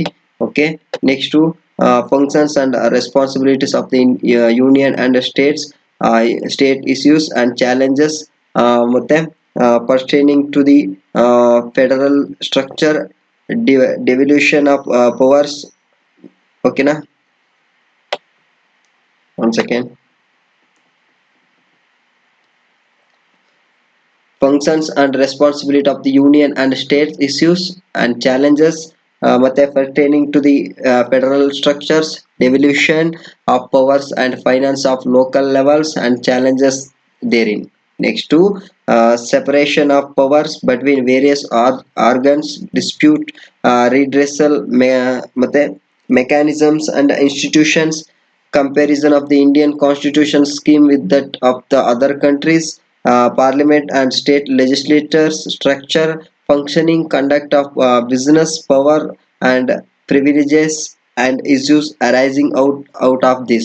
ಈ ವಿಚಾರಗಳು ಗೊತ್ತಿರಬೇಕು. Structure, organisation and foundation, functioning of the executive and the judiciary ministries and department of the government, pressure groups and formal informal associations and their and role in the polity. ಈ ಎಲ್ಲ ಪದಗಳಿಗೂ ನಿಮಗೆ ಕಾನ್ಸ್ಟಿಟ್ಯೂಷನ್ ಬುಕ್ಸ್ ಅನ್ನು ತೆಗೆದುಕೊಂಡ್ರೆ ಅರ್ಥ ಸಿಗ್ತದೆ. So English ಅಲ್ಲಿ ಇದೆ ಎಲ್ಲವೂ ಅಂತ ಕನ್ಫ್ಯೂಸ್ ಆಗ್ಬಿಡಿ, ಸರಳವಾಗಿದೆ. ಸೈಲೆಂಟ್ ಅಂದ್ರೆ silent futures of the representation of people act, appointment to various constitutional force, powers, functions and responsibility of various constitutional bodies. ಈಗಾಗಲೇ ನಾನು ಅದರ ಬಗ್ಗೆ ಪಾಠವನ್ನು ಕೂಡ ಮಾಡ್ತಾ ಇದ್ದೀನಿ. ಕಾನ್ಸ್ಟಿಟ್ಯೂಷನಲ್ ಬಾಡೀಸ್ ಯಾವ್ದು ಬರ್ತವೆ, ನಾನ್ ಕಾನ್ಸ್ಟಿಟ್ಯೂಷನಲ್ ಬಾಡಿ ಯಾವ್ದಿದಾವೆ ಅಂತ ಹೇಳಿ, ಮತ್ತೆ statutory, regulatory and various quasi judicial bodies, ಅದಕ್ಕೂ ಸಂಬಂಧಪಟ್ಟಾಗೆ ತರಗತಿಗಳನ್ನ ಮಾಡ್ತಾ ಇದ್ದೀನಿ. Next government policies and interventions for development in various sectors and issues arising out of their design and implementation, development process and the development industry, the role of NGOs, SHGs, various groups and associations, donors, charities, institutional and other stakeholders, welfare schemes for vulnerable sections of the population by the center and state, and the performance of these schemes, mechanisms, laws, institutions and bodies constituted for the protection and betterment of these vulnerable sections, issues relating to development and management of social sector, services relating to health, education, human resources, issues relating to poverty and hunger, important assets of government, transparency and accountability, e-governance applications, models, success, limitations and potential citizen characters, transparency and accountability and institutional, ಇದೆಲ್ಲ ವಿಚಾರಗಳ ಬಗ್ಗೆ ನಿಮಗೆ ಪ್ರಶ್ನೆ ಇರ್ತದೆ. ಇದು ಎಕನಾಮಿಕ್ಸ್ಗೆ related ಆಗಿ. Next role of civil services in a democracy, role role of civil services in democracy, India and neighbourhood relations, ಅಂದ್ರೆ ನೆರೆಹೊರೆಯ ರಾಷ್ಟ್ರದ ಜೊತೆ ಯಾವ ರೀತಿ ಸಂಬಂಧವನ್ನು ಭಾರತ ಹೊಂದಿದೆ, ಮತ್ತೆ bilateral religion and global groupings and agreements involving India and or affecting India's interests, effect of policies and politics of developed and developing countries on India's interests, Indian uh, diaspora, important international institutions, agencies and fora, their structure, mandate, ಈ ಎಲ್ಲಾ ವಿಚಾರಗಳ ಬಗ್ಗೆ ನಿಮಗೆ ಪ್ರಶ್ನೆ ಇರ್ತದೆ. ಅಂದ್ರೆ ಇಲ್ಲಿ international relations ಅಂದ್ರೆ government, constitution, polity, social justice of international ರಿಲೇಷನ್ಸ್ಗೆ ಸಂಬಂಧಪಟ್ಟಾಗೆ ಮಾಹಿತಿಗಳು ಇರ್ತವೆ. ಅಂದ್ರೆ ಭಾರತ ನೇಬರ್ ಕಂಟ್ರೀಸ್ ಜೊತೆ ಯಾವ ರೀತಿ ಸಂಬಂಧವನ್ನು ಹೊಂದಿದೆ. ಈಗ ಅದನ್ನು ಬಿಟ್ಟು ಸಾಕಷ್ಟು ಏನು ಅಂತಾರಾಷ್ಟ್ರೀಯ ಸಂಸ್ಥೆಗಳ ಜೊತೆ ಭಾರತ ಕೂಡ ಸದಸ್ಯ ರಾಷ್ಟ್ರವಾಗಿದೆ. ಉದಾಹರಣೆಗೆ G20, ಮತ್ತೆ ಇನ್ನು ಹಲವಾರು ಸಾಕಷ್ಟು ರಾಷ್ಟ್ರಗಳ ಒಂದು ಒಕ್ಕೂಟ, ಬ್ರಿಕ್ಸ್ ಇದೆ, ಸೊ ಆಸಿಯಾನ್ ಇದೆ. ಸೊ ಈ ಎಲ್ಲ ರಾಷ್ಟ್ರಗಳ ಜೊತೆ ಭಾರತದ ಸಂಬಂಧ ಯಾವ ರೀತಿ ಇದೆ ಅಂತಕ್ಕಂಥ ವಿಚಾರಗಳ ಬಗ್ಗೆ ನಿಮ್ಗೆ ಮಾಹಿತಿ ಗೊತ್ತಿದ್ರೆ ಸೊ ಫೈನ್. ಓಕೆ, ನೆಕ್ಸ್ಟ್ ವಿಚಾರ ಇರುವಂತದ್ದು ಪೇಪರ್ 4 ಅಥವಾ GS3 ಅಂತ ಕರಿತಾ ಹೋಗ್ತೀವಿ. ಈ ಪೇಪರ್ ಒಳಗಡೆ ನಿಮಗೆ technology, economic development, biodiversity, environment, security and disaster management ಗೆ ಸಂಬಂಧಪಟ್ಟಾಗೆ ಪ್ರಶ್ನೆಗಳು ಇರ್ತವೆ. ಸೊ ಅದ್ರೊಳಗಡೆ ನೀವು ಅಧ್ಯಯನ ಮಾಡಬೇಕಾಗಿರ್ತಕ್ಕಂಥ ಪ್ರಮುಖ ವಿಚಾರಗಳು ಏನಪ್ಪಾ ಅಂದ್ರೆ, ಈಗ ಏನು GS ಪೇಪರ್ 3 ಅಂತ ಮುಂದೆ ಬಂದಿದೆ ನೋಡಿ, technology, economic development, biodiversity, environment, security and disaster management ಏನಿದೆ, ಸೊ ಅದು ಒಂದು ರೀತಿ ಪಾಠ ಇದ್ದಂಗೆ. ಸೊ ಆ ಪಾಠದ ಒಳಗಡೆ ಬರ್ತಕ್ಕಂಥ ಸಬ್ ಪಾಯಿಂಟ್ಗಳಿವು. ಈ ಪಾಯಿಂಟ್ಗಳ ಬಗ್ಗೆ ನೀವು ಹೆಚ್ಚಿನ ಫೋಕಸ್ ಅನ್ನ ಮಾಡಬೇಕು. ಓಕೆ, ಇದು ಮೇನ್ ಪಾಯಿಂಟ್. ಸೊ ಅದರೊಳಗಡೆ ಬರ್ತಕ್ಕಂಥ ಸಬ್ ಪಾಯಿಂಟ್ಗಳು ಯಾವ್ದು ಬರ್ತಾವಪ್ಪ ಅಂದ್ರೆ, Indian economy and issues related to planning, mobilizations of resources, growth, development and employment ಗೆ ಸಂಬಂಧಪಟ್ಟ ಹಾಗೆ ಮತ್ತೆ inclusive growth and issues arising from it ಮತ್ತೆ government budgeting, major cropping ಮತ್ತೆ patterns in various parts of the country, different types of irrigations and irrigation systems, storage, transport and marketing of agricultural produce and issues and related constraints, e-technology in the aid of farmers ಮತ್ತೆ issues related to direct and indirect farm subsidies and minimum support price ಮತ್ತೆ public distribution system objectives ಮತ್ತೆ functioning limitations, ಮತ್ತೆ revamping issues of buffer stocks and food security ಮತ್ತೆ technology missions, economics of animal rearing ಮತ್ತೆ food processing and related industries in India, ಮತ್ತೆ ಅದರ scope and ಅದರ significance ಅಂದ್ರೆ ಅದರ ಮಹತ್ವ, location, upstreams and downstreams requirements, supply chain management, land reform in India, effects of liberalization on the economy, changes in industrial policy and their effects on industrial growth, ಮತ್ತೆ infrastructure, energy, ports, roads, airports, railways, etc. ಮತ್ತೆ investment models, science and technology developments and their applications and effects in everyday life, ಮತ್ತೆ achievements of the Indians in science and technology, indigenous of technology and developing new technology, awareness in the fields of IT, space, computers, robotics, nanotechnology, biotechnology and issues relating to the intellectual property rights, ಮತ್ತೆ conservations, environmental pollutions and degradation, environment effect assessment, disaster and disaster management related questionಗಳು ಇರ್ತವೆ. Next linkages between development and spread of extremes, role of external state and non-state actors, creating challenges to international security, through communication networks, role of media and social networking sites in international security challenges, basics of cyber security, money laundering and its prevention, security challenges and their management in border areas, linkages of organized crime with terrorism, various security forces and agencies and their mandate. Okay, ಇಷ್ಟು ವಿಚಾರಗಳ ಬಗ್ಗೆ ನೀವು paper 4 ಅಲ್ಲಿ ನೋಡ್ತಾ ಹೋಗ್ತೀರಾ. Next paper 5 ಅಥವಾ GS4 ಅಂತ ನೋಡ್ತೀವಿ. ಇದು ಎಥಿಕ್ಸ್, ಇಂಟಿಗ್ರಿಟಿ ಅಂಡ್ ಆಪ್ಟಿಟ್ಯೂಡ್ ಗೆ ರಿಲೇಟೆಡ್ ಆಗಿ ಪ್ರಶ್ನೆಗಳು ಇರ್ತವೆ. ಆಸ್ ಇಟ್ ಇಸ್ KS ಅಲ್ಲೂ ಕೂಡ ಈ ಪತ್ರಿಕೆ ಇರುವಂತದ್ದು. Okay, this papers will be include questions to test the candidate's attitude and approach to issues relating to integrity, probity and public life and his problem solving approach and to various issues and conflicts faced by him, dealing with society. Questions may utilize the case study approach the determine these aspects. The following broad areas will be covered. ಅಂದ್ರೆ ಯಾವ ಯಾವ ಏರಿಯಾಗಳನ್ನು ಇದು cover ಮಾಡಿರ್ತದಪ್ಪ ಅಂದ್ರೆ ethics and human interface, ಅದರಲ್ಲಿ essence, determinants and consequences of ethics in human actions.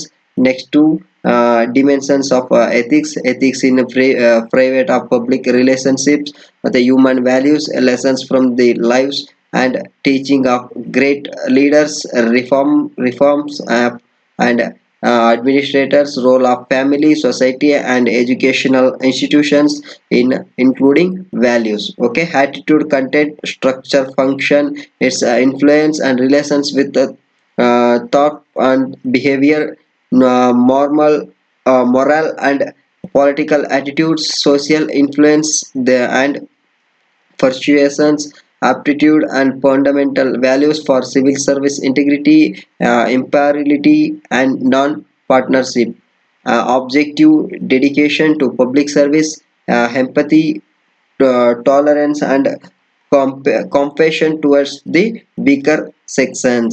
Okay, ಇಷ್ಟು ವಿಚಾರಗಳ ಬಗ್ಗೆ ನಿಮಗೆ ಗೊತ್ತಿರಬೇಕು. ಜೊತೆಗೆ public civil service values and ethics in public administration, status and problems, ethical concern and dilemmas in government and private institutions, laws, rules, regulations and concessions and sources of the ethical guidelines, accountability and ethical governance, strengthening of ethical and moral values in government, ethical issues in international relations and funding cooperating governance. So ಇಷ್ಟೆಲ್ಲ ವಿಚಾರಗಳು ನಿಮಗೆ ಈ ಒಂದು ethics, integrity ಮತ್ತೆ aptitude ಪತ್ರಿಕೆ ಒಳಗಡೆ ಇರಬೇಕು. So ಇದಕ್ಕೆ ಸ್ಪೆಸಿಫಿಕ್ ಆಗಿನೇ ಪುಸ್ತಕಗಳು ಸಿಗ್ತವೆ. ಸೊ ಅದನ್ನ ನೀವು ರೆಫರ್ ಮಾಡ್ತು ಅಂದ್ರೆ ಖಂಡಿತವಾಗ್ಲೂ ನಿಮಗೆ ಸರಳವಾಗಿ ಅರ್ಥ ಆಗ್ತದೆ. ಸ್ವಲ್ಪ ಬೇಸಿಕ್ ಇಂಗ್ಲಿಷ್ ಅಲ್ಲೇ ಇರ್ತವೆ ಬುಕ್ಸ್ಗಳು, ಕನ್ಫ್ಯೂಸ್ ಆಗಬೇಡಿ. ಇಷ್ಟೆಲ್ಲ ವಿಚಾರಗಳು ಇಂಗ್ಲಿಷ್ ಅಲ್ಲೇ ಇದೆ ಅಂತ ಹೇಳಿ ಸೊ ಇದನ್ನೆಲ್ಲ ಕನ್ನಡಕ್ಕೆ ಅನುವಾದ ಮಾಡಿ ಹೇಳ್ಬೋದು, ಸ್ವಲ್ಪ ಟೈಮ್ ಜಾಸ್ತಿ ತಗೊಳ್ತದೆ. ಸೊ ಆದ್ರಿಂದ ಇದನ್ನ ನೇರವಾಗಿ ನಾನು ನಿಮಗೆ ಇಂಗ್ಲಿಷ್ ಅಲ್ಲಿ ಹೇಳ್ತಾ ಹೋಗ್ತೀನಿ. ಯಾಕಂದ್ರೆ ನಾವು ಪರೀಕ್ಷೆಯನ್ನ ಬರೆಯತಕ್ಕಂಥದ್ದು ಇಂಗ್ಲಿಷ್ ಅಲ್ಲಿ ಆಗಿರ್ತದೆ. ಸೊ ಓದ್ತಕ್ಕಂಥದ್ದು ಸ್ವಲ್ಪ ಇಂಗ್ಲಿಷ್ ಅಲ್ಲಿ ಆಗಿರ್ತದೆ ಮ್ಯಾಕ್ಸಿಮಮ್.